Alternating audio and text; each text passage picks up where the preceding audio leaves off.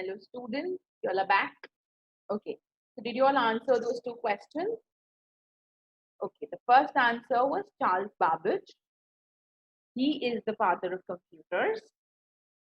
And the second answer, the two grandfathers of the digital computers were John Moltke and James Prosper Eckert. Yes, if you have been getting all the answers right, that means you have been paying attention. All right, we continue today. Our first topic for today is computer memory. A computer memory, any physical device that is capable of storing information temporarily or permanently. Anyway, whether they store it temporarily or permanently is called computer memory. So we have done this last time with the two types of memory, but we'll do it more in detail today. Units of memory. How is memory measured? The elementary unit of memory is a bit. A group of 4 bits is called a nibble, and a group of 8 bits is called a byte. Now pay attention. 4 bits is called a nibble, and 8 bits is called a byte. So quickly calculate and tell me how many nibbles will make 1 byte. Yes, 2 nibbles. That means 4 bits plus 4 bits. Each bit is a nibble. That means 8. That will make 8 bits, which will become 1 byte. And 1 byte is the minimum space required to store 1 character. 1 character means an alphabet A, big or small, or even a simple space. Any character that we type, it will require minimum of 8 bits to store in our computer memory. All right. So then you have kilobyte, megabyte, gigabyte, terabyte, petabyte. Now 1 kilobyte is 2 raised to 10 bytes. That means it is 1024 bytes. Now if we go back, 1 bit, 4 bits made a nibble, 2 nibbles made 1 byte, and 1024 bytes make 1 kilobyte. We stick to the number 1024. So if you have 1024 kilobytes, that means 1024 into 1024 bytes. Okay. So if you have 1024 kilobytes, that's when you make 1 megabyte. That is MB, that is. And when you have 1024 megabytes, you get 1 GB, that is 1 gigabyte. And then when you have 1024 gigabytes, you get 1 terabyte, that is 1 TB. And when you get 1024 TB, okay, that's when you get 1 TB, that is petabyte. There is more units after this also. So that is another task you all are going to do. You all are going to find at least 2 to 3 units after petabyte. So 1024 petabyte gives us what? And then again another 1024 and another 144. This is the first thing we will do next class. Okay, this is your assignment for now. Please write it down. All right. Okay. Over there, you got the answer here. Okay, measurement units for digital data here. So we had already reached petabytes. So 1024 petabytes will give us exabyte, 1024 exabytes will give us zettabyte, and 1024 zettabytes will give us 1 yottabyte. All right. So how many types of memory is there in the computer? Computer has 3 types of memory: primary memory, cache memory, and secondary memory. Primary memory is an essential component of the computer system. Programs and data are loaded into the primary memory before processing it. And the CPU interacts directly with the primary memory to perform read or write operations. Now there are 2 types of primary memory: random access memory and read-only memory. This we did last session also, we had heard these words, or we must have heard it in daily life also. Today we will learn more about this in detail. So random access memory or RAM is volatile. Volatile meaning as long as the power is supplied to the computer, it retains the data. But as soon as the power supply is turned off, all the contents of RAM are wiped out. It is used to store data temporarily while the computer is working. So when the computer is working, only till that time that RAM is going to save the data. जब तक computer चल रहा है तब तक ही वो उतना data रखेगा. जैसे कंप्यूटर शट डाउन होगा या स्विच ऑफ हो जाएगा या उसका पावर चला जाएगा because of suddenly power shortage और लाइट्स चली गई और पावर कट हो गया, तो जो भी रैम में डेटा था वो सब इरेज हो जाएगा. So whenever the computer is started or a software application is launched, the required program and data are loaded into RAM for processing. जैसे हम लोग ने Microsoft Word चालू किया, तो वो जो Microsoft Word है वो RAM में लोड होता है और जैसे लाइट चली जाती है तो जो भी हमारा डेटा था वो भी चला जाता है. इसलिए बोलते हैं कंट्रोल सेव करो. But that's why we tell you all to keep saving in the middle because it should not stay in the primary memory. It should go in the secondary memory where it stays forever. RAM is primary memory and it is volatile. That means it is temporary. RAM is usually referred to as main memory and it is faster than the secondary memory. Why? It's faster because it doesn't store anything temporarily, permanently. So it's very quick to access things from RAM because the data is very less over there. Read-only memory or ROM. Now, ROM is non-volatile. Non-volatile means it's permanent, which means its contents are not lost even when the power is turned off. Okay, power चला गया तो भी उसका data नहीं जाता है, वो उसमें ही रहता है. So why can't we save it in this? Because this is not accessible to us. Okay. It is used as a small but faster permanent storage for contents which are rarely changed. यानी कि इसके अंदर की जो contents होती है वो change नहीं होती है. It stays permanent. हमारी जो files होती है, the ones that we make, we need to change it constantly. Okay. For example, startup program जो होता है that loads operating system into primary memory. This is stored in ROM so that no changes can be made into it. Cache memory. Now, RAM is faster than secondary memory, but it is not fast as a computer processor. So, because of RAM, a CPU may have to slow down. Now, my computer processor is very fast. It's faster than RAM also. RAM is faster than secondary memory, but it is not faster than computer processor. So because it is not that fast, my computer may have to slow down because my RAM is very slow. To speed up the operations of the CPU, a very high speed memory is placed between the CPU and primary memory. Now this is called as cache. It stores the copy of the data required frequently from primary location, reducing the time required to access data from primary memory. So RAM में से जो भी data, whatever data we require very constantly, this all is saved in cache so that we spend less time getting it.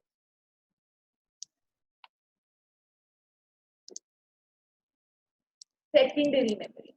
Now secondary memory is what?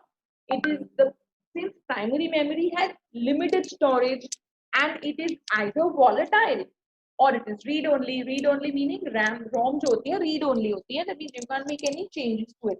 Modify नहीं हो सकता. और RAM में क्या problem है कि RAM जो है वो एक ही बार means you can keep it only once. You can't keep it for a very long time. So where do we store our files? So we store our files in something called as secondary memory. Now, computer needs auxiliary or secondary memory to permanently store the data or instructions for future use. The secondary memory is non-volatile and has larger storage capacity than primary memory. Non-volatile. Secondary memory जो है permanent होती है. It is non-volatile. And उसकी जो storage capacity होती है, the amount of files it can save is much more than primary memory. Primary memory is what? RAM and ROM. Okay. Secondary memory is slower and cheaper than main memory. It cannot be accessed directly by the CPU.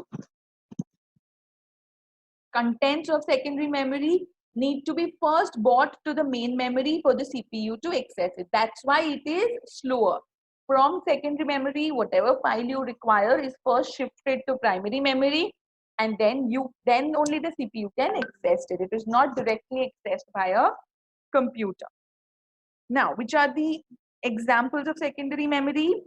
Hard disk drive, your CD, DVD, memory card, your pen drive, etc. All of these are secondary memory.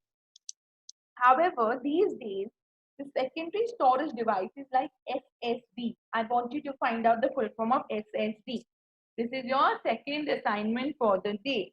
First assignment was anyways done in the next slide, so I'm not counting it. So let's count this as the first assignment. Full form of SSD. However, these days, secondary storage devices like SSD support very fast data transfer speed as compared to earlier HDDs. So I also want you to find out, besides finding out the full form of SSD, also find out which technology is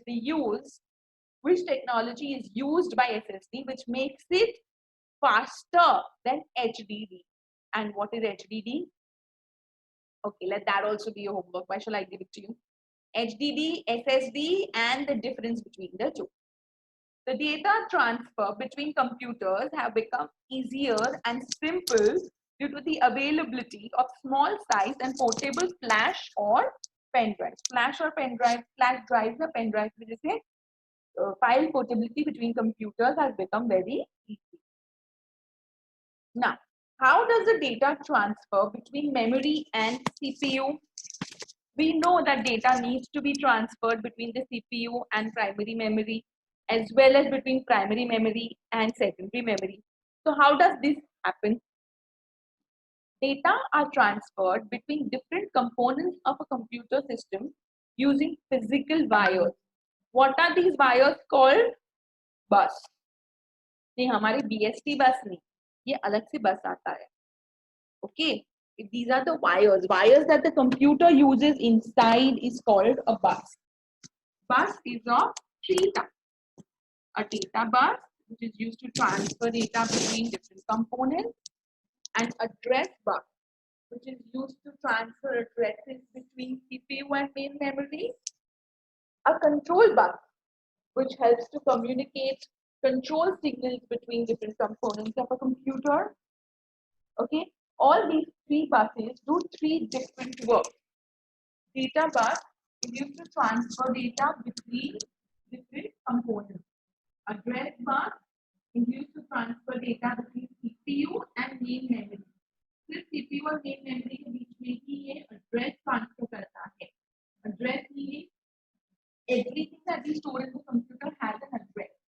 So whenever you are accessing anything from the primary memory or main memory, CPU को सिर्फ उस चीज का address मिलता है. CPU फिर वहां उस एड्रेस से जाके वो फाइल या वो जो इमेज होती है उठाता है.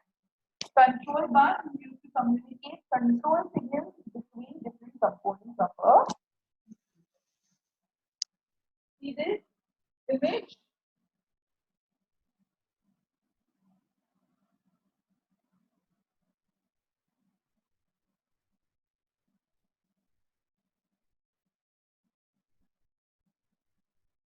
As the CPU interacts directly with the main memory, any data entered from input device or data that has to be accessed from hard disk needs to be placed in the main memory for further processing.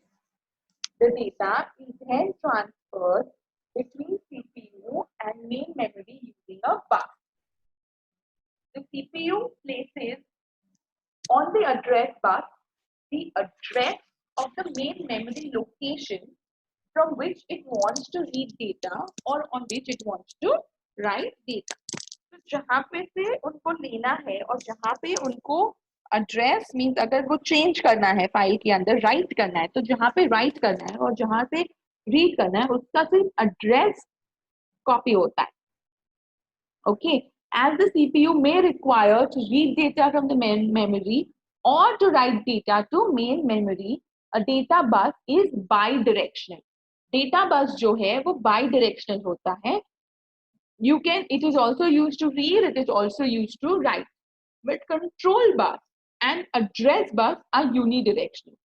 But जो control bus होता है और जो address bus होता है ये unidirectional होता है, यानी कि कंट्रोल बस सिर्फ इंफॉर्मेशन देगा या फिर इंफॉर्मेशन लेगा, वो दोनों चीज नहीं करेगा. Alright, so because control bus and address bus do not need to be bidirectional, they are unidirectional.